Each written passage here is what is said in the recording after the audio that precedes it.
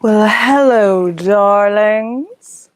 It's Monday, so you know what that means. It's time to climb into bed with me. And I promise this week will not be as heavy as last week. How have you been? Drop a hello in the comments. I want to see your shining faces in my imagination. I already have an image of all of you. Hello, Sally. All right, it's time again. I have a new robe. I'm very excited about it. Picked it up at a thrift store. I can keep things in the sleeves. Not just my armies in my sleeveys, but things of use like a phone. It doesn't fall out or anything. It's actually quite nice, and it helps keep the shape of the garment.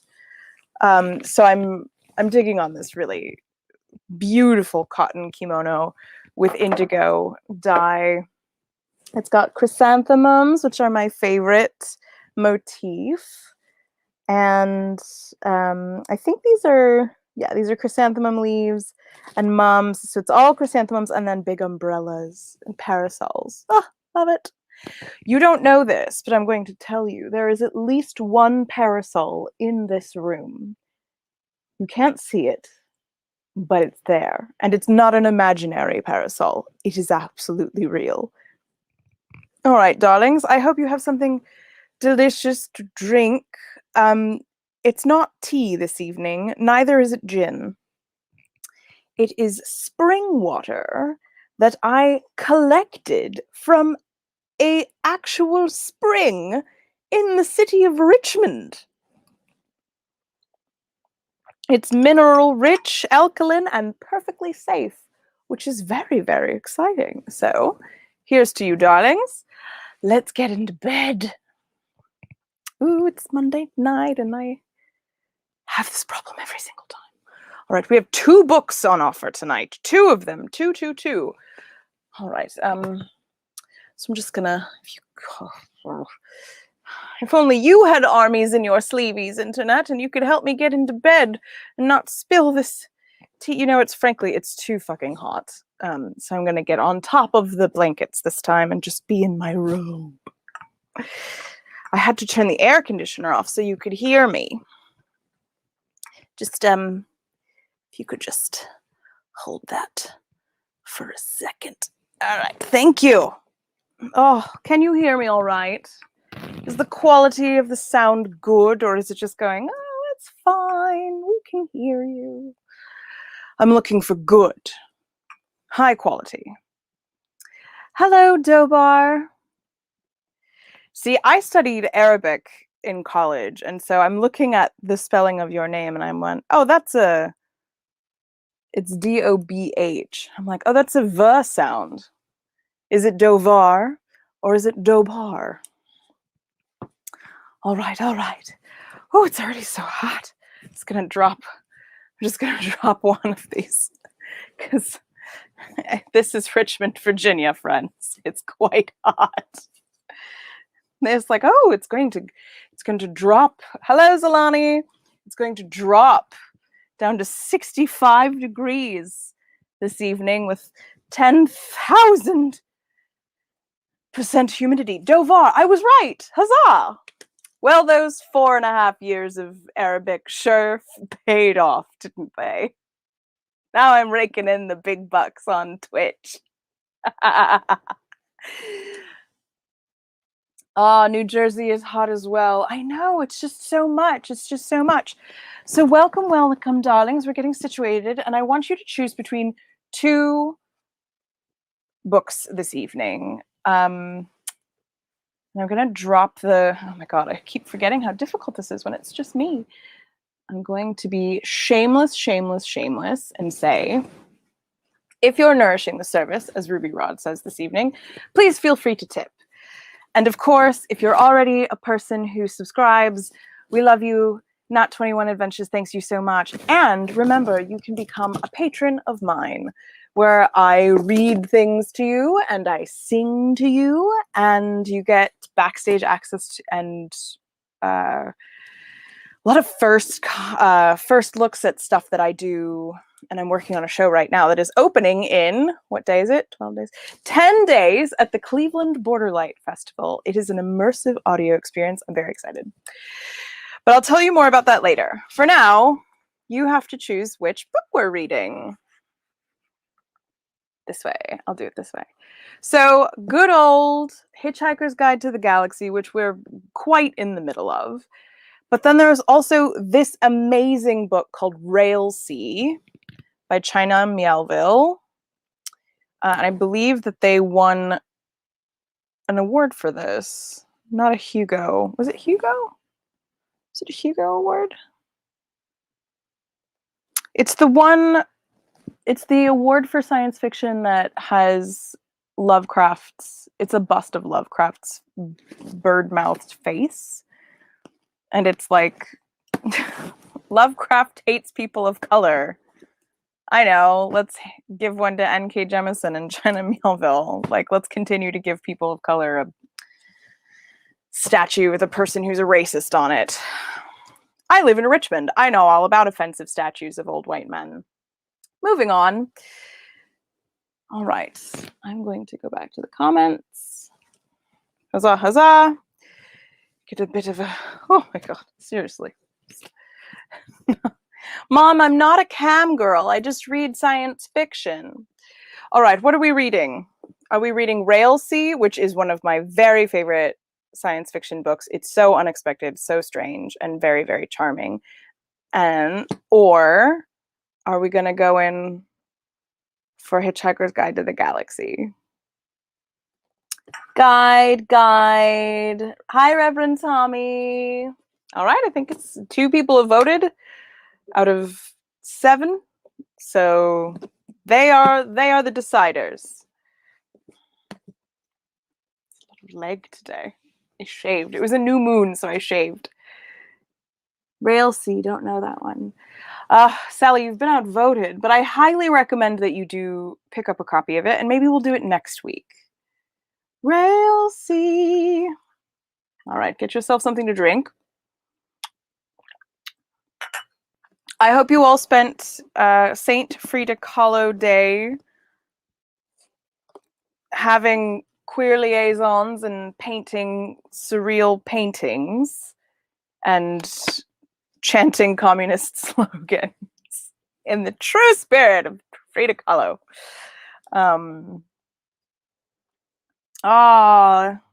JL, you've also been outvoted. Too late voting. All right, I'll split the difference because we do have to stay on for a solid hour today at the very least.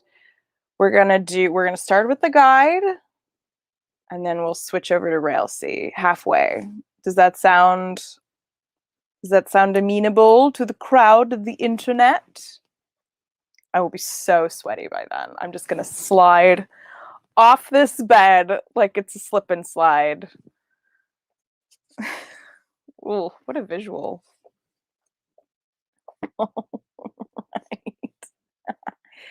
I miss reading Douglas Adams's words. They're so delicious.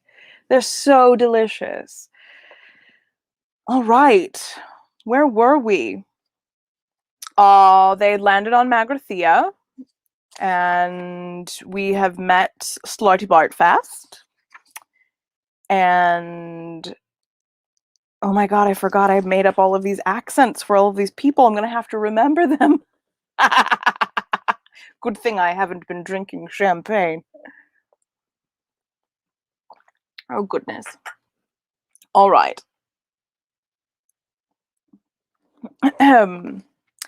So it is my pleasure to present to you from Powhatan Land here on Turtle Island a book written by a man from the ancient land of the Picts, Hitchhiker's Guide to the Galaxy by Douglas Adams.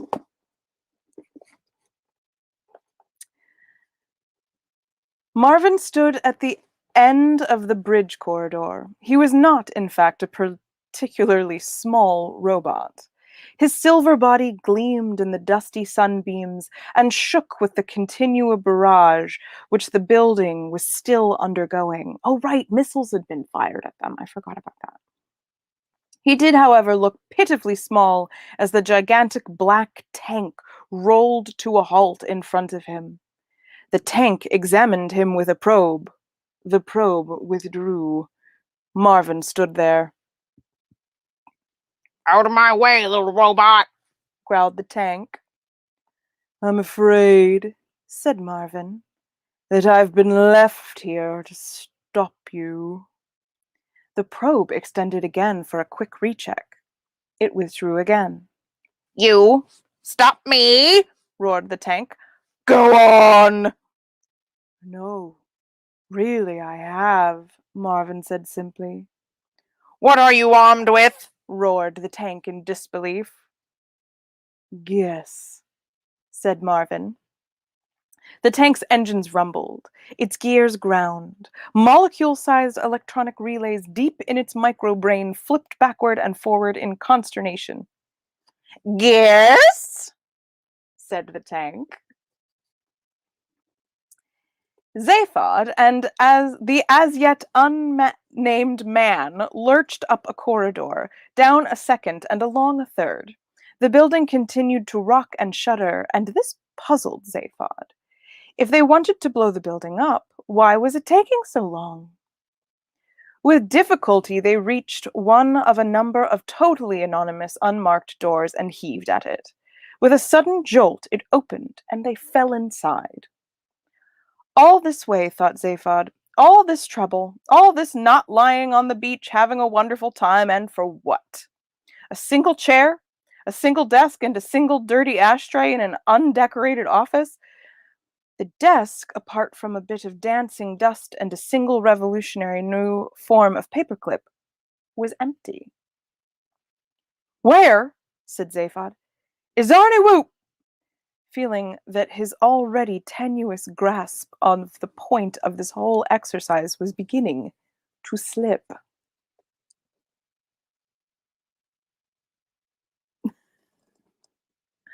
Yes, that's a euphemism.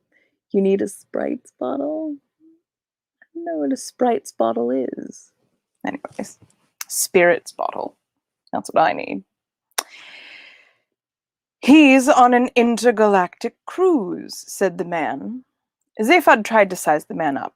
Earnest type, he thought, not a barrel of laughs. He probably apportioned a fair whack of his time to running up and down heaving corridors, breaking down doors, and making cryptic remarks in empty offices. Let me introduce myself, the man said. My name is Rooster, and this is my towel. Hello, Rooster, said Zaphod. Hello, towel, he added as Rooster held out to him a rather nasty old flowery towel. Not knowing what to do with it, he shook it by the corner. Outside the window, one of the huge, slug-like gunmetal green spaceships growled past.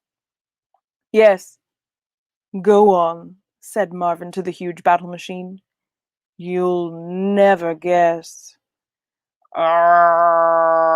Said the machine, vibrating with unaccustomed thought.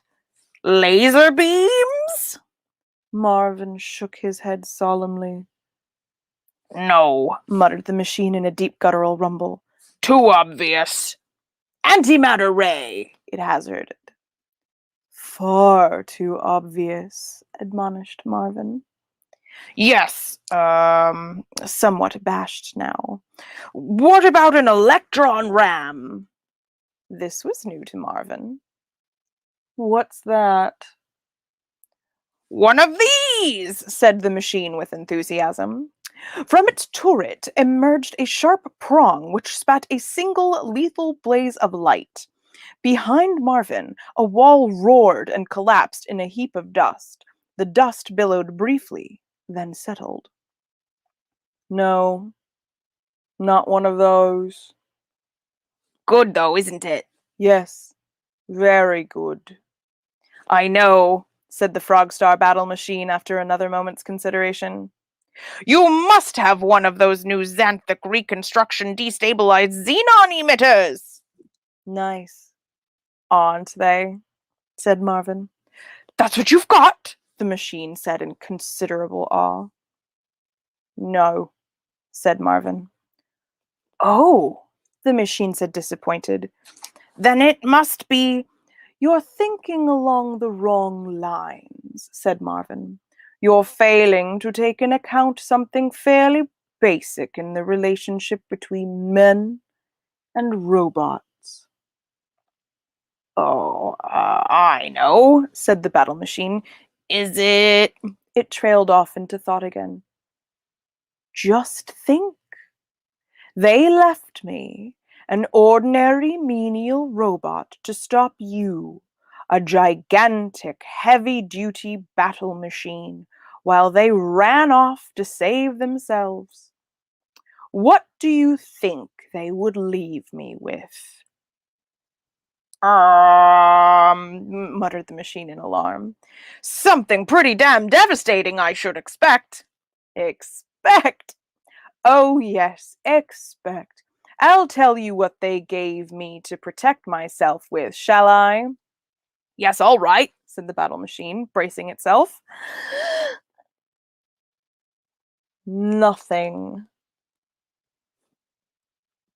There was a dangerous pause. Nothing! Roared the battle machine. Nothing at all, intoned Marvin dismally. Not an electronic sausage. The machine heaved about with fury. Well, doesn't that just take the biscuit? It roared. Nothing, eh? Just don't they think they? And me, said Marvin in a soft, low voice, with this terrible pain in all the diodes down my left side. Makes you spit, doesn't it? Yes, Marvin said with feeling. Hell, that makes me angry, bellowed the machine. Think I'll smash that wall down! The electron ram stabbed out another searing blaze of light and took out the wall next to the machine. How do you think I feel? Marvin said bitterly. Just ran off and left you, did they? The machine thundered. Yes. I think I'll shoot down their bloody ceiling as well, raged the tank. It took out the ceiling of the bridge. That's very impressive, murmured Marvin. You ain't seen nothing yet. I can take out this floor, too. No trouble. It took out the floor, too. Hell's bells! The machine roared as it plummeted 15 stories and smashed itself to bits on the ground below. What a depressingly stupid machine. And then Marvin trudged away. They left him with his mind. Get it? Sharpest stick in the universe. Marvin's mind. Chapter 8. So do we just sit here or what? Zaphod said angrily. What do these guys out here want? You, Beeblebrox, said Rooster. They're going to take you to the Frog Star, the most totally evil world in the galaxy. Oh, yeah? Said Zaphod. They'll have to come and get me first. They have come to get you. Look out the window. Zaphod looked and gaped. The ground's going away! Why are they taking the ground? They're taking the building, said Rooster. We're airborne. Clouds streaked past the office window. Out in the open air again, Zaphod could see the ring of dark green Frog Star fighters around the uprooted tower of the building. A network of force beams radiated in from them and held the tower in a firm grip. Zaphod shook his head in perplexity. What have I done to deserve this? I walked into a building. They take it away. It's not what you've done that they're worried about, said Rooster. It's what you're going to do. Well, don't I get a say in that? You did, years ago. Better hold on. We're in for a fast and bumpy journey. If I ever meet myself, said Zaphod, I'll hit myself so hard I won't know what hit me. Marvin trudged in through the door, looked at Zaphod accusingly, slumped in a corner, and switched himself off. On the bridge of the Heart of Gold, all was silent. Arthur stared at the rack in front of him and thought. He caught Trillian's eyes as she looked at him inquiringly. He looked back at the rack. Finally, he saw it. He picked up 5 small plastic squares and laid them on the board that lay just in front of the rack. The 5 squares had on them the 5 letters E, X, Q, U, and I. He laid them next to the letters SITE. Exquisite, he said, on a triple word score. Scores rather a lot, I'm afraid. The ship bumped and scattered some of the letters for the nth time. Trillian sighed and started to sort them out again. Up and down the silent corridors echoed Ford Prefect's feet as he stalked the ship, thumping dead instruments. Why did the ship keep shaking, he thought? Why did it rock and sway? Why did he not find out where they were? Where, basically, were they? The left-hand tower of the Hitchhiker's Guide to the Galaxy offices streaked through interstellar space at a speed never equaled either before or since by any other office block in the universe. In a room halfway up it, Zaphod Beeblebrox strode angrily. Roosta sat on the edge of the desk doing some routine towel maintenance. Hey, where'd you say this building was flying us to? Demanded Zaphod. The Frog Star, said Roosta. The most totally evil place in the universe. Do they have food there?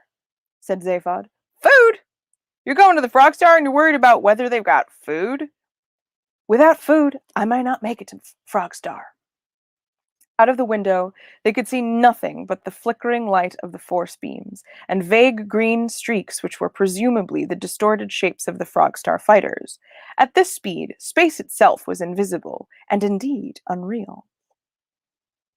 Here, suck this, said Roosta, offering Zaphod his towel. No. Zaphod stared at him as if he expected a cuckoo to leap out of his forehead with a small spring. It's soaked in nutrients, said Roosta. What are you, a messy eater or something? The yellow stripes are high in protein. The green ones have vitamin B and C complexes. The little pink flowers contain wheat germ extract. Zaphod took and looked at it in amazement. What are the brown stains? Barbecue sauce. For when I get sick of wheat germ. Zaphod sniffed it doubtfully. Even more doubtfully, he sucked a corner. He spat it out again. Ah! Yes. When I've had to suck that end, I usually need to suck the other end a bit too. Why? Asked Zaphod suspiciously. What's in that? Antidepressants. I've gone right off this towel, you know, said Zaphod, handing it back. Rooster took it back from him, swung himself around the desk, walked around it, sat in the chair, and put his feet up. Beeblebrox, he said, sticking his hands behind his head. Have you any idea what's going to happen to you on Frogstar? They're going to feed me? They're going to feed you into the total perspective vortex. Zaphod had never heard of this. He believed that he had heard of all the fun things in the galaxy, so he assumed that the total perspective vortex was not fun. He asked Roosta what it was. Only the most savage psychic torture a sentient being can undergo. Zaphod nodded, a resigned nod. So, no food, huh? Listen! You can kill a man, destroy his body, break his spirit, but only the total perspective vortex can annihilate a man's soul. The treatment lasts seconds, but the effects last the rest of your life. You ever had a pangalactic gargle blaster? Said Zaphod sharply. This is worse. Woo! Zaphod admitted. Any idea why these guys might want to do this to me? He added. They believe it will be the best way of destroying you forever. They know what you're after. Could they drop me a note? Let me know as well. You know, Beeblebrox. You want to meet the man who rules the universe. Can he cook? On reflection, he added, I doubt if he can. If he could cook a good meal, he wouldn't worry about the rest of the universe. I want to meet a cook. Rooster sighed heavily. What are you doing here, anyways? Demanded Zaphod. What's all this got to do with you? I'm just one of those who planned this thing, along with Zarniwoop, along with Judenvranks, along with your great-great-grandfather, along with you, Beeblebrox. Me? Yes, you. I was told you had changed. I didn't realize how much. But I'm here to do a job, man. I will do it before I leave you. What job and what are you talking about? I will do it before I leave you. Rooster lapsed into an impenetrable silence. Zaphod was terribly glad. Okay, I'm beginning to get a sinking feeling that we're in the wrong book. Hi, Sako. Hi, Johnny. Like, honest to God, I think we might be in the wrong book. Really? Is this the right? No, all right, we're in the right book.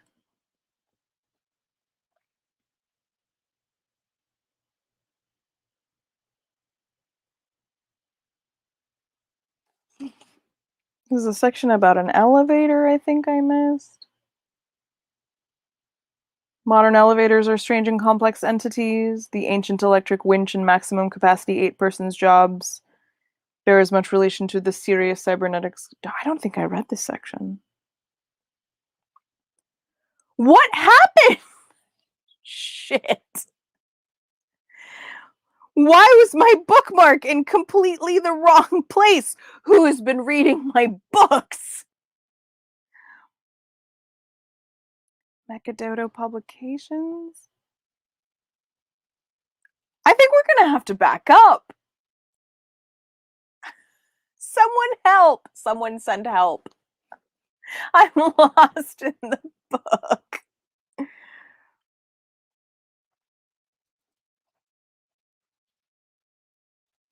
Oh, wait. We're in the wrong book.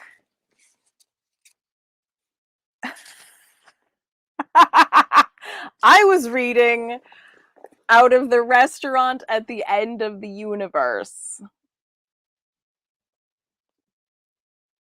Damn it. Why was my bookmark in the wrong place? It's been literally 2 months since we've read out of this. Oh my god. None of y'all noticed. I would like to point out.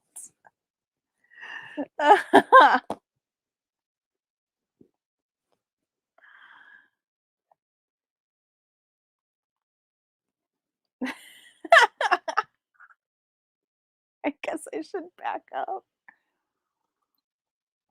Should I back up and try and find where we were? Or should we switch over to Railsea? Drop your vote in the chats. Why? Seriously though, like, why was my bookmark in the wrong spot?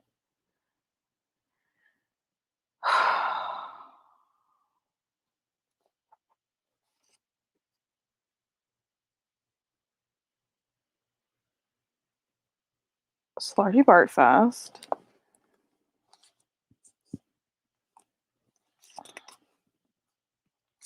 Because we hadn't gotten to the computer. We hadn't gotten to the whole thing about 42.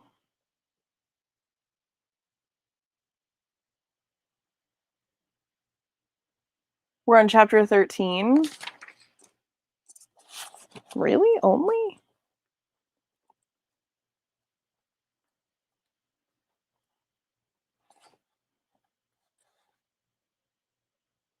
We're still mooning.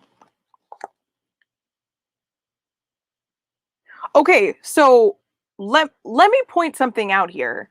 Chapter 13 begins with Marvin trudged down a corridor, still moaning. And then, of course, I've got this terrible pain in all the diodes down my left-hand side. That is literally what happened in the chapter we were just reading in a different fucking book. How was I supposed to know? How would I know? Internet, how would I know? Oh my god. Book trolls. Book goblins, book pukas. I'm saying book pukas. Oh my god. Are you sure it's only chapter 13? I'm sure it's later than that.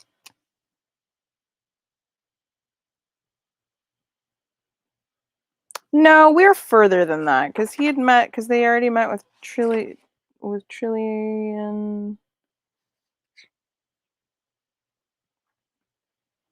Heart of Gold, Silent Luther Space. Oh my god, seriously, drop what we're reading. I've been Paulo Paulo Garbanzo, were you reading my book? I don't think he was. Because he's been gone a lot too. I've actually been here more than they have.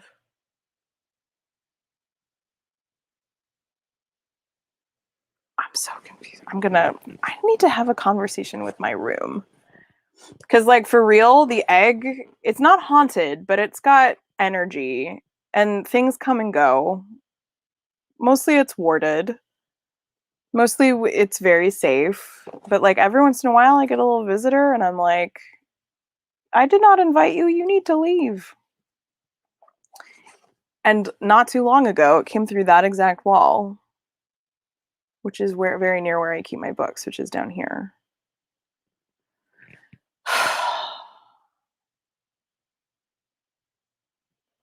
This is gonna drive me freaking crazy.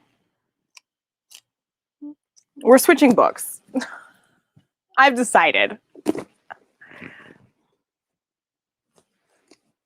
All right, Railsea. That's where we are. Okay, 2 check-ins since it's 10:35. This is the Glamour Hobo Bedtime Tales. I am Carmel, your Glamour Hobo Bedtime Tale teller. It is my pleasure and my privilege to be here with you on Monday nights at 10 p.m. Eastern to read you classic science fiction, cheesy /fiction, very serious, thought-bending science fiction, fan fiction, and sometimes dirty adults-only fiction. And you can send me those things. You can send those things along and I will read them. I may even read them out loud on this very channel. I have done it before. I may do it again. And if you're nourishing the service, I invite you to drop a tip. And you can also send me prezzies, like this kimono that I got myself. I bought myself a prezzie. I'm going to drop you a note. Yes, Johnny O Twitch. I was just saying that sometimes I get little spiritual visitors to the room. Drop it in the mailbag.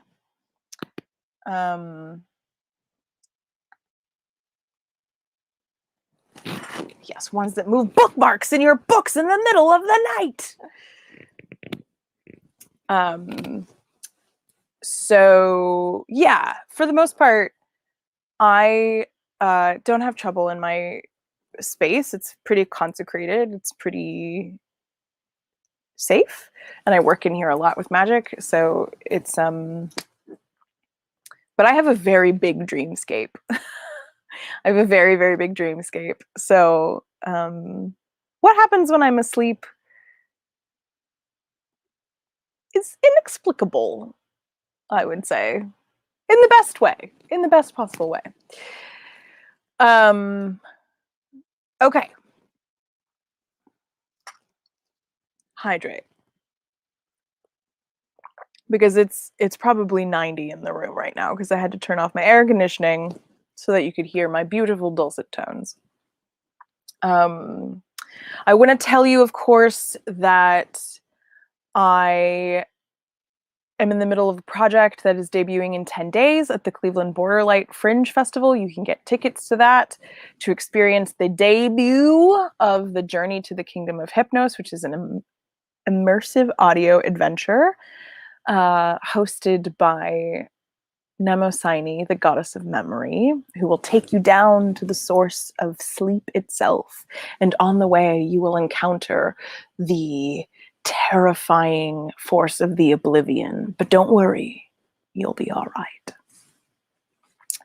And a friend of mine up in New York City is doing the engineering for it. I'm very excited. It's super cool. And the other day, I actually went to one of my favorite places of all time here in Richmond called the Orbital Music Park, and we recorded music. We recorded some of my original music for it based on the Orphic hymns for Mnemosyne and for sleep. I'm very excited about it. All of that stuff is kind of slowly trickling out onto my social medias, which are my name and hashtag GlamourHobo. But if you're a patron, you get to see all that shit first and foremost, and probably even get to see things that other people will never see.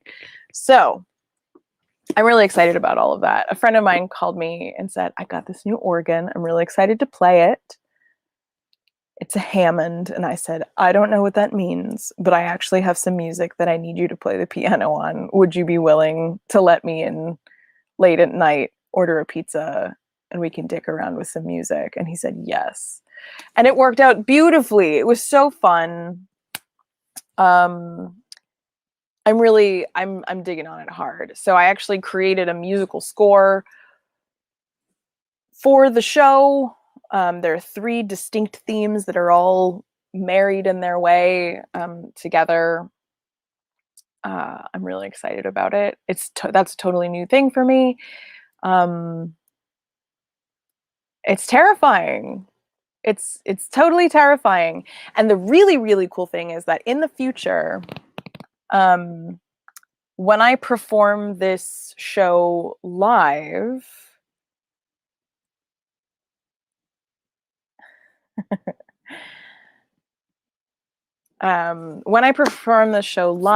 because there are a bunch of there are different characters in it, but specifically Lethe, who is the embodiment of oblivion, and Mnemosyne, who's the embodiment of memory, they both speak. There's actually a confrontation.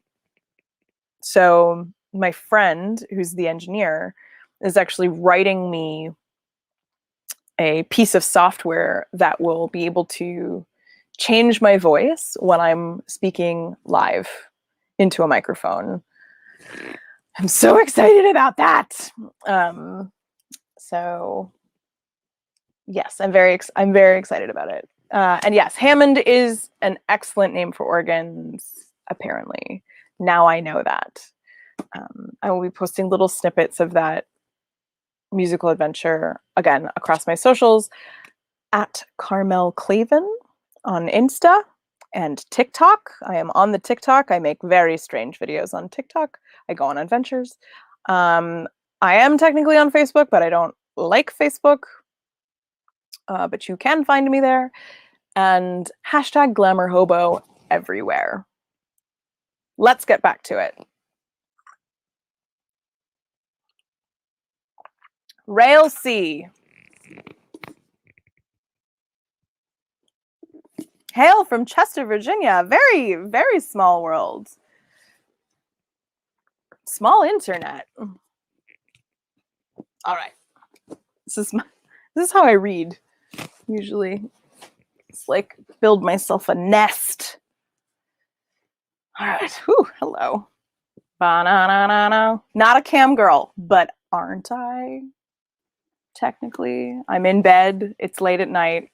I'm on camera. This is the internet. Sex work is work. All right. China Melville wrote this great book called Railsea. I would also like to point out, but because you cannot see this, that all of the word and, A-N-D, in this book have been replaced by the ampersand sign. I feel like I'm in a hot tub, Gillian. I feel like I'm in a hot tub. It is 90 fucking degrees in this room. I have 2 Parcan lights on me to make me look this way. I live on the 2nd floor in an uninsulated garret of a weirdo art person house. Like, this room is steamy, not for sexy fun time reasons. It is steamy. All right. I do not need a hot tub. You know, I hear the internet is very upset about hot girls and hot tubs. Is it possible to be cool in a hot tub? You have to be a hot girl if you're in a hot tub. That's the point of the hot tub. Anyways, I hear the internet is very upset about girls in hot tubs on Twitch. I hear the boys are very upset that their clubhouse is being invaded.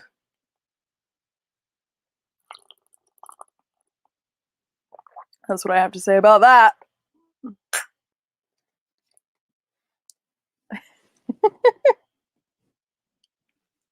Okay. Prologue.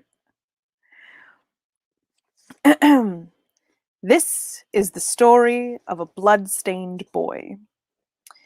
There he stands, swaying as utterly as any wind-blown sapling. He is quite red. If only that were paint. Around each of his feet the red puddles, his clothes, whatever color they were once, are now a thickening scarlet. His hair is stiff and drenched.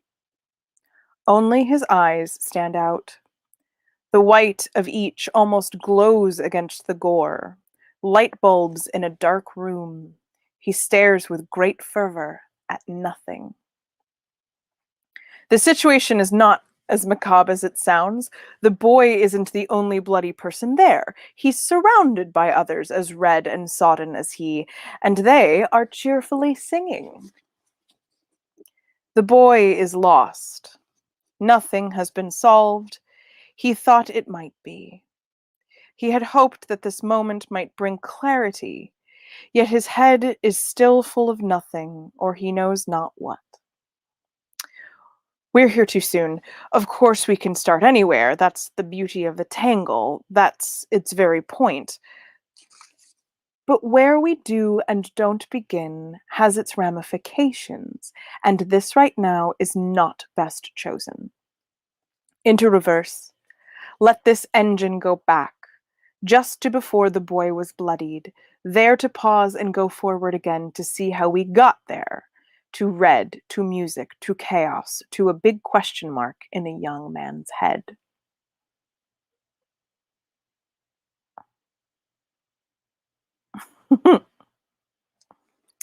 Chapter 1. A meat island. No, back a bit. A looming carcass? Bit more. Here. Weeks out, back when it was colder.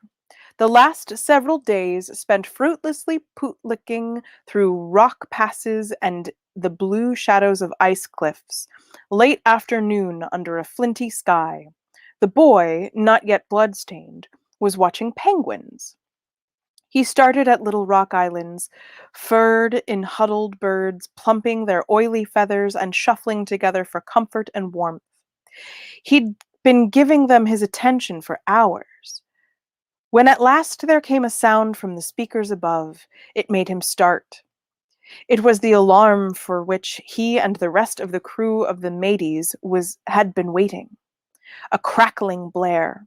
Then from the intercom came the exclamation, "There she blows!"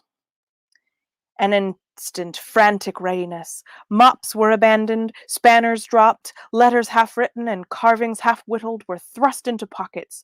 Never mind their wet ink, their sawdusty unfinishedness. To windows, to guardrails, everyone leaning into the whipping air.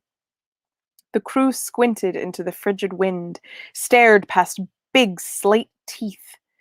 They stared into the Mateys' motion. Birds gusted nearby in hope, but no one was throwing scraps now. Way off, where perspective made the line of old rails meet, soil seethed, rocks jostled, the ground violently rearranged. From beneath came a dust-muffled howl.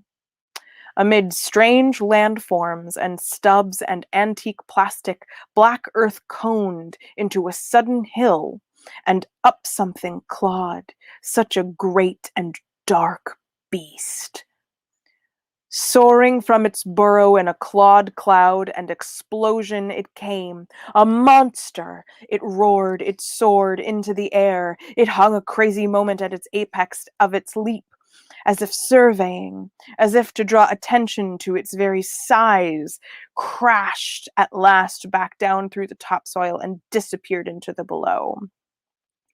The moldy warp had breached. Of all the gapers on the Medes, none gaped harder than Sham. Shamus Yesap Surup, big, lumpy young man. Thick-set, not always unclumsy, his brown hair kept short and out of trouble. Gripping a porthole, penguins forgotten, face like a light-hungry sunflower poking out of the cabin. In the distance, the mole was racing through shallow earth, a yard below the surface. Sham watched the buckle in the tundra, his heart clattering like wheels on tracks. No, this was not the first moldy warp he'd seen. Labors, as their playful groups were called, of dog-sized specimens constantly dug in the Stregai Bay. The earth between the iron and ties of the harbor was always studded with their mounds and backs. He'd seen pups of bigger species too, miserable in earth tanks, brought back by hunters for stone-faced Eve, baby bottled-top moldy warps and moon panthy moldy warps and wriggly tarfoot moldy warps, but the great, really great, the greatest animals Shamap Surup had seen only in pictures during hunt studies. He had been made to memorize a poem-like list of the moldy warp's other names: Undermire, Talpa, Mudvarp, Mole. Had seen ill-exposed flatographs and etchings of the grandest animals. Stick-figure humans were drawn to scale, cowering by the killer, the star-nosed, the ridge moldy warp. And on one last much-fingered page, a page that concertinaed out to make its point about size, had been a leviathan dwarfing the speck-like person scribbled by it. The great southern moldy warp, Telpa Ferrex Rex. That was the plowing animal ahead. Sham shivered. The ground and rails were gray as the sky. Near the horizon, a nose bigger than him broke the earth again. It made its molehill by what, for a moment, Sham thought a dead tree, then realized was some rust-furred metal strut toppled in the long-gone ages, up-poking like the leg of a dead beetle god. Even so deep in the chill and wastes, there was salvage. Trainspeople hung from the Mateys' caboose, swayed between carriages and from viewing platforms, tamping out footstep urgency over Sham's head. Yes, yes, yes, Captain! The voice of Sutter Nabby Lookout blurted from the speakers. Captain must have walkie-talkied a question of Nabby, and must have forgotten to switch to private. He broadcast his answer to the train, through chattering teeth and thick Pitman accent. Big boar, Captain. Lots of meat. Fat, fur. Look at that speed on him. The track angled. The mateys veered. The wind fed Sham a mouthful of diesely air. He spat into railside scrub. Eh? Well, it's black, Captain, Nabby said into the answer to some unheard query. Of course, good dark moldy vorp black. A pause. The whole train seemed embarrassed. Then, right. That was a new voice. Captain Abacat Naffy had patched in. Attention! Moldywarp. You've seen it. Breakers, switchers to stations. Harpoonists ready. Stand by to launch carts. Increase speed. The mateys accelerated. Sham tried to listen through his feet as he'd been taught. A shift, he decided, from shashra shashra to dragon dragon dragon dragon. He was learning the clatter names.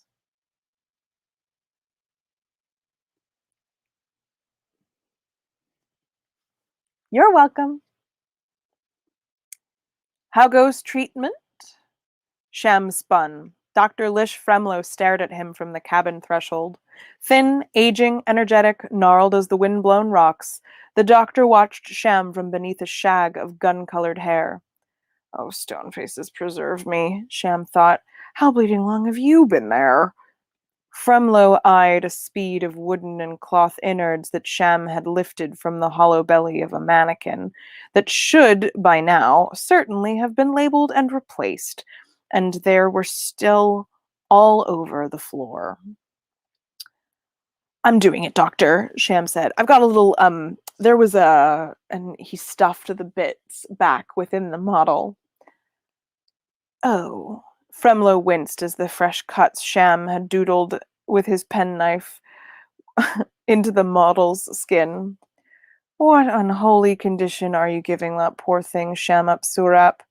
I should perhaps intervene. The doctor put up a peremptory finger, spoke not unkindly in that distinct, sonorous voice. Student life is not scintillating, I know. 2 things you'd best learn. One is to calm down. And another is what you can get away with. This is the first Great Southern of this trip, and that means your first ever.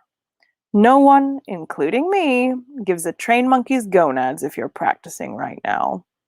Sham's heart accelerated. Go, said the doctor. Just stay out of the way. Sham gasped at the cold. Most of the crew wore furs. Even Rye Schossender, passing him with a peremptory glance, had a decent rabbitskin jerkin. Rye was younger, and, as cabin boy, technically even lower on the mateys' order than Sham, but he had been at the rail once before, which in the rugged meritocracy of the mole train gave him the edge. Sham huddled in his cheap wombat skin jacket. Crews scrambled on walkways, and all the carriage top decks worked windlasses, sharpened things, oiled the wheels of jolly carts and harnesses. Way above, Nabby bobbed in his basket below the crow's nest balloon. Boyza Gomenbandi, first mate, stood in the viewing dais of the rearmost car top. He was scrawny and dark and nervily energetic, his red hair flattened by the gusts of their passage. He traced their progress on charts and muttered to the woman beside him, Captain Naffy. Naffy watched the Moldywarp through a huge telescope. She held it quite steadily to her eye despite its bulk, and despite the fact that she hefted it one-handed in a strong right arm. She was not tall, but she drew the eyes. Her legs were braced in what might have been a fighting stance. Her long gray hair was ribboned back. She stood quite still while her age-mottled brown overcoat wind-shimmied around her. Lights winked in her bulky composite left arm. Its metal and ivory clicked and switched. That is right, the captain has a robotic left arm because she a badass, although we learn more about that later. Moving on. The mateys rattled through snow-flecked plainland. It sped out of dragun, dragun, dragun, dragun into another rhythm, by rock, crack, and shallow chasm, past scuffed patches of arcane salvage. Sham was awed at the light. He looked up into the 2 more miles of good air, through it into the ugly, moiling border of bad cloud that marked the up sky. Bushes stubby and black as iron tore past, and bits of real iron, jagged from buried antique times, did too. A tangle across the whole vista, to and past the horizon in all directions, were endless, countless rails. The Railsea. Long straights, tight curves, metal runs on wooden ties, overlapping, spiraling, crossing at metalwork junctions, splitting off temporarily sidings that abutted and rejoined main lines. Here, the train tracks spread out to leave yards of unbroken earth between them. There they came close enough together that Sham could have jumped from one to the next, though that idea shivered him worse than the cold. Where they cleaved at 20,000 angles of track meets track were mechanisms, points of every kind, Y-switches, interlaced turnouts, stubs, crossovers, single and double slips. And on the approaches to them all were signals, switches, receivers, and ground frames. The mole dove under the dense soil or stone on which sat those rails, and the ridge of its passage disappeared till it rose again to kink the ground between the metal. Its earthwork wake was a broken line. The captain raised a mic and gave crackling instructions. Switchers! Stations! Sham got another whiff of diesel and liked it this time. The switchers leaned from the walkway that sided the front engine from the platforms of the second and fourth cars, brandishing controllers and switch hooks. Starred, broadcast the captain, watching the mole alter course, and a lead switcher aimed his remote at an incoming transponder. Points snapped sideways. The signal changed. The mateys reached the juncture and swerved onto its new line, back on the trail. Starred, port, second port. Amplified instructions lurched the mateys deep into Arctic wastes, tacking zigzag across wood and metal from rail to Railsea rail, rattling over connections, closing on the mole's fast-moving turbulent earth. Port, came an order, and a switchman obliged. But Mbendede yelled. Belay that, the captain shouted. Starred! The switcher thumbed her button again, but too late. The signal rushed past gleefully. It seemed to Sham as if it knew it could cause havoc and relished the fact. Sham couldn't breathe. His fingers tightened on the handrail. The mateys hurtled on for the points, now sending them to whatever it was that held them frantic. Here, Zaro Gunst, riding the coupling between fifth and sixth cars, leaned out with a switch hook, and with swagger and a jouster's precision, swiped the lever as it went by. The impact sent his pole shattering and clattering across the Railsea, but the points slammed sideways as they disappeared below the figurehead, and the mateys' front wheels hit the junction. The train continued, back on a safe line. Well done, that man, said the captain. It was an ill-marked change of gauge. Sham exhaled. With a few hours' industrial lifting and no choice, you might change a vehicle's wheel width. But hit a transition full on? They'd have been wrecked. So, Captain Naffy said, he's a tricksy one, leading us into trouble. Well grubbed, old mole. The crew applauded, a traditional response to that traditional praise for such quarry's cunning. Into dense Railsea. The Mouldywarp slowed.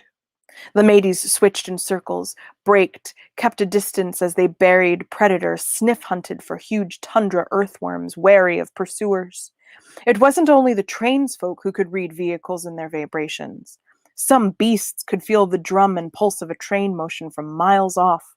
Cautiously, the train-top cranes lowered jolly carts onto the nearby lines.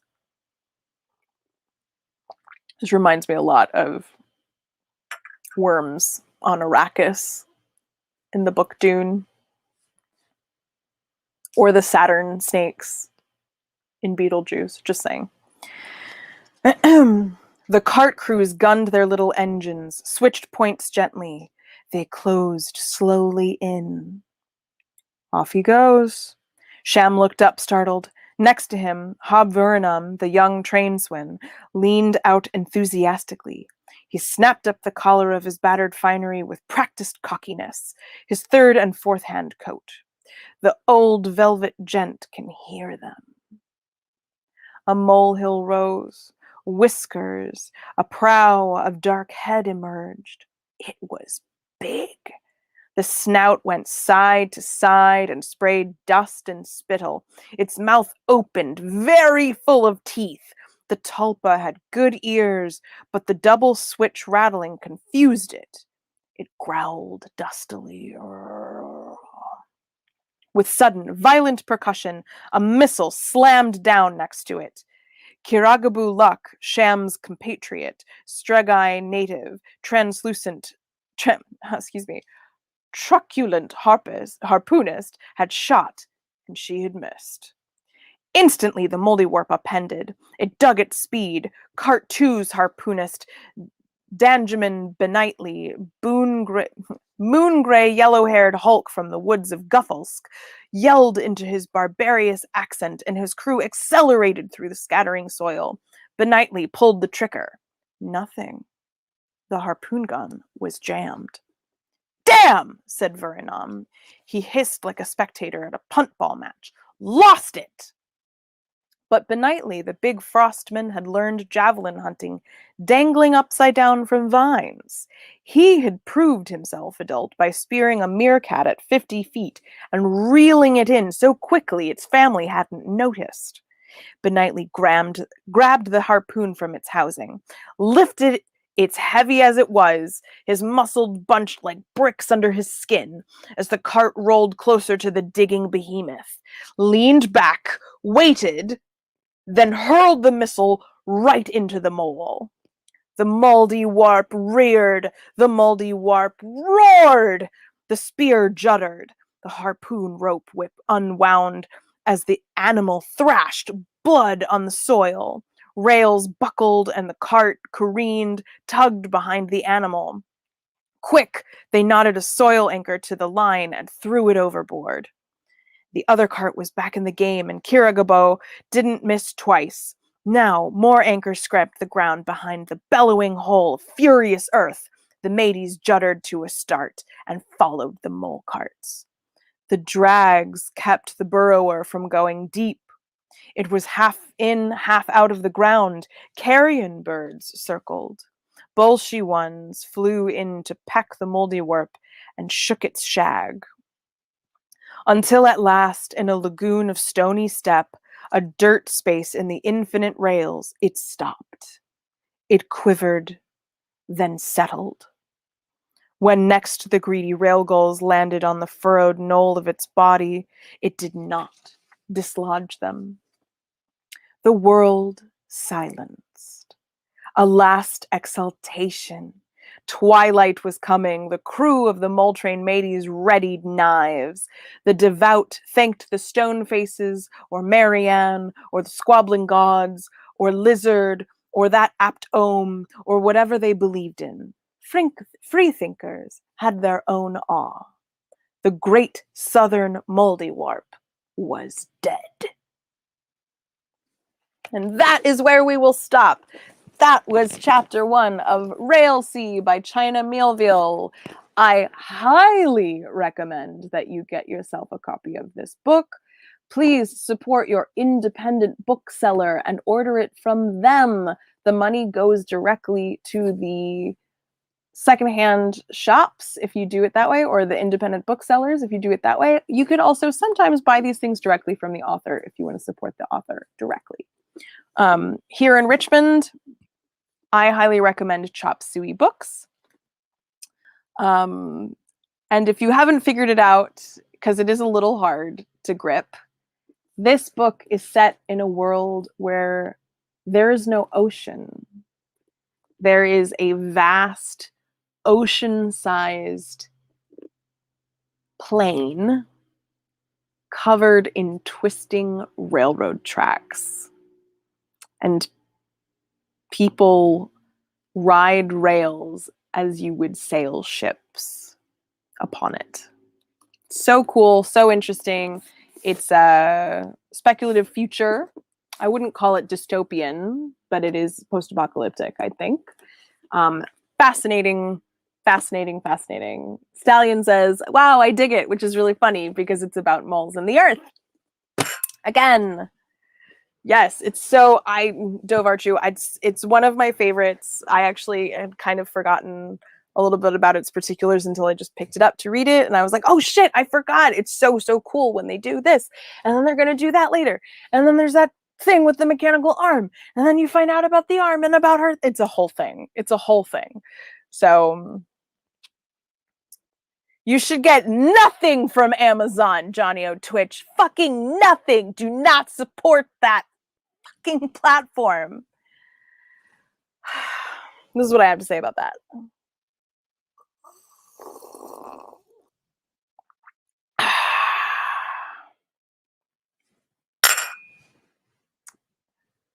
You know, I didn't go on a rant today. I was trying to tuck it back, but I will simply say support your local booksellers, support your local mutual aid societies, support the artists that you love. It is my pleasure and my privilege to be here. Why did I have my mailbag up here this whole time? That's not what I meant to have up. That was the address for my mailbag. If you would like to send me anything, your stories, books that you find in thrift stores, things that you want me to read and may even read out loud here on the internet. If you want to send me nightwear, I'm a size medium and large.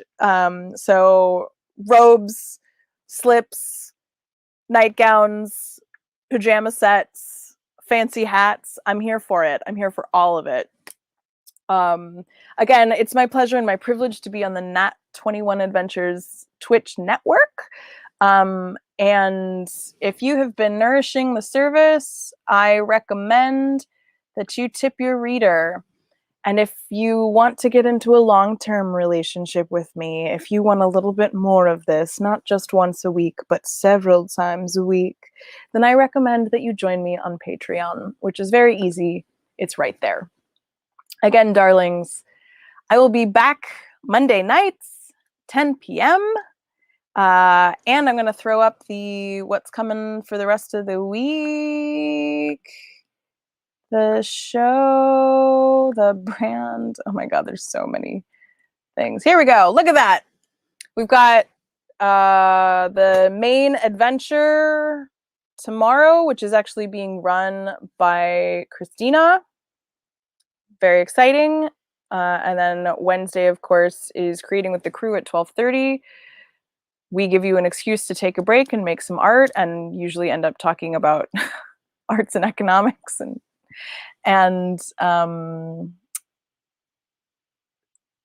tarot class that evening, and then Sonnets with Shakespeare, Gothic Horror Gaming on Thursdays. And we've started Oops All Goblins, the Goblonia Sunday side quest. So it's an exciting time. We've got shows all the frigging time. I'm trying to get back to my stuff. I don't know what it is about reading out loud that gives me such pleasure. And I am, in fact, one of those people who enjoys the sound of my own voice.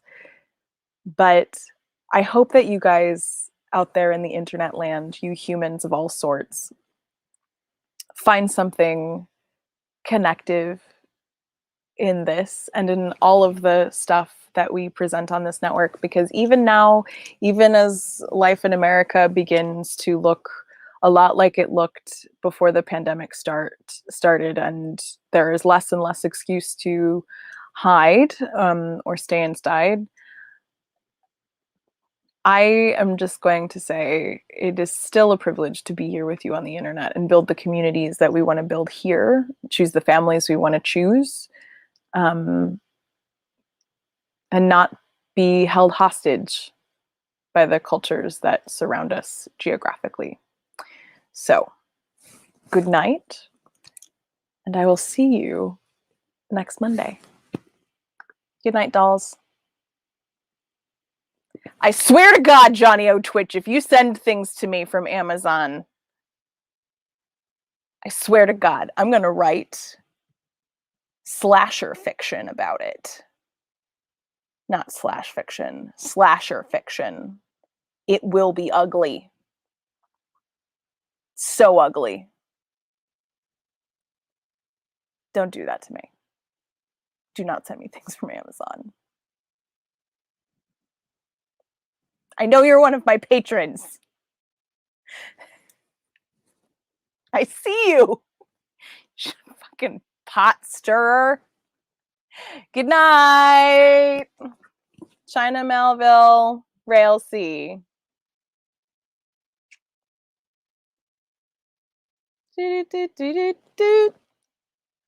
Bonk.